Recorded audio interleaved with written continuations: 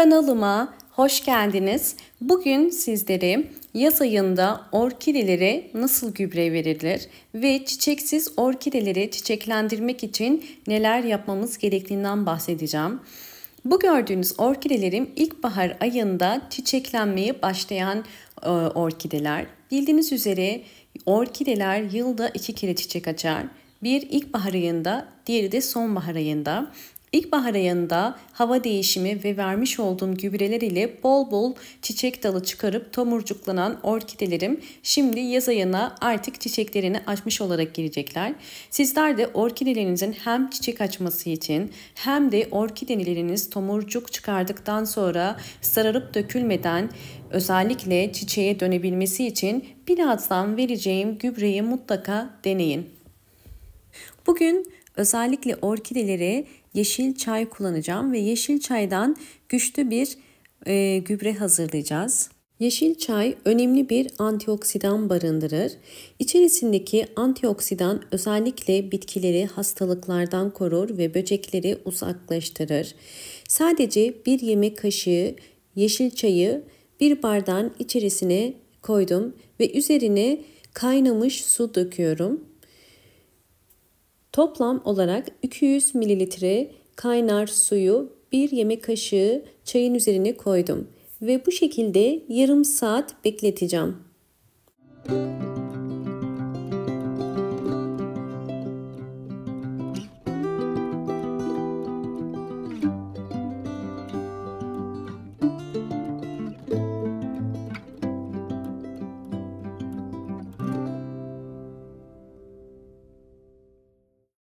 Evet, yeşil çayı yapraklarından arındırmak için süzdüm. Bakın geriye kalan posası. Toplamda 200 mililitre yeşil çayı kasemin içerisine koydum. Ve üzerine arıtma suyu koyuyorum. Bunu konsantre olabilmesi için bu şekilde yapıyorum. Bakın 800 mililitreye tamamladım. Toplamda 600 mililitre çeşme suyu koydum. Sizler çiçek sayınıza göre bunu 1 litreye de tamamlayabilirsiniz.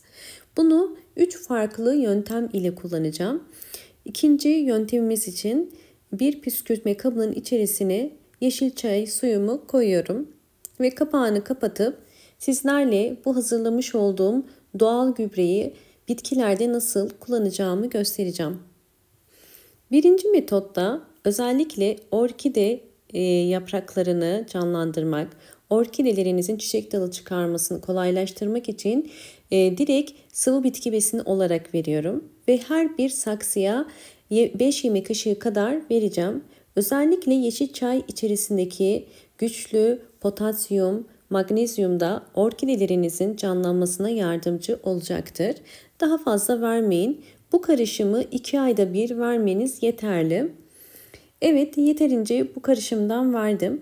Bakın vermeden önce köklere bakmanızı tavsiye ederim. Bakın ilk rengi griydi. Verdikten hemen sonra gördüğünüz üzere yeşile dönmeye başlıyor.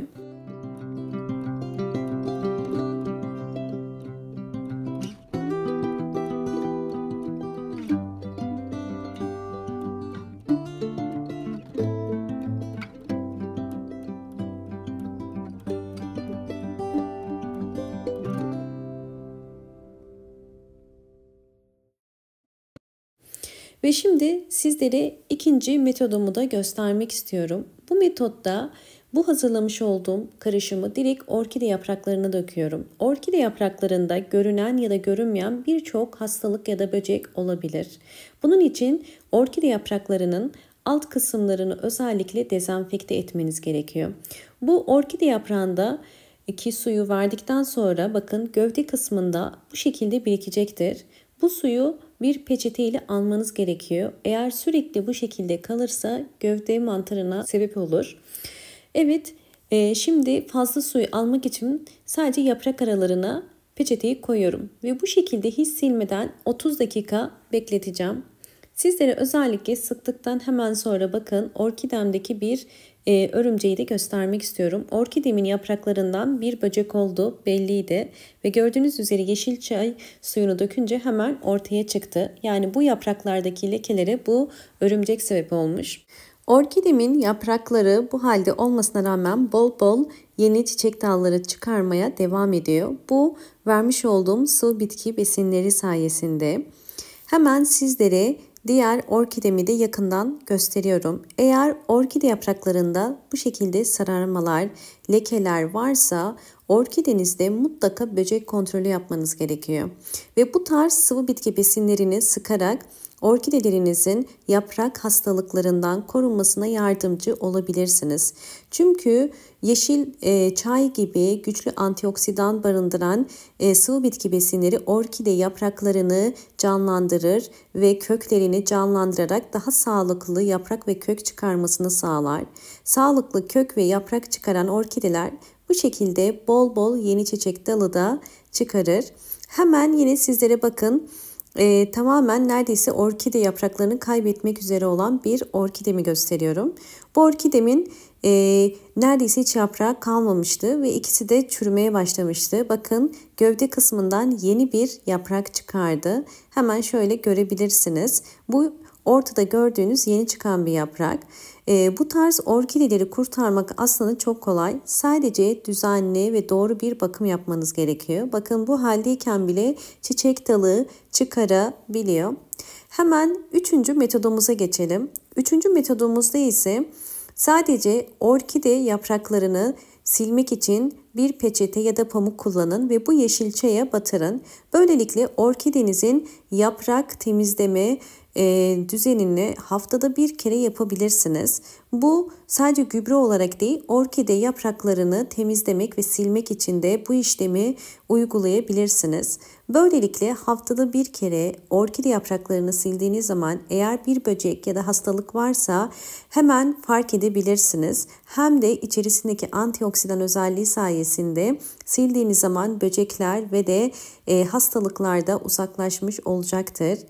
Ve gördüğünüz üzere bakın sildiğiniz zaman bu şekilde gayet canlı, sağlıklı ve parlak yapraklara sahip olacaktır. Bu orkidem gördüğünüz üzere bol bol çiçek de çıkarıyor. Videomu eğer buraya kadar izlediyseniz ve beğendiyseniz hemen beğen tuşuna basıp kanalıma da abone değilseniz eğer bana destek olmak için eğer abone olursanız çok mutlu olurum. Videomu sevdiklerinizle paylaşarak daha fazla kişiye de ulaşmasına yardımcı olabilirsiniz. Orkidelerinizin sağlıklı, canlı yapraklara sahip olması mümkün. Sadece dikkat etmeniz gereken orkideyi yapraklarının belirli aralıklarla silmek ve yine belirli aralıklarla sıvı bitki besinlerini orkidelerinize vermeniz. Ve bu şekilde orkideleriniz gayet sağlıklı, canlı ve parlak yapraklara sahip olacaktır.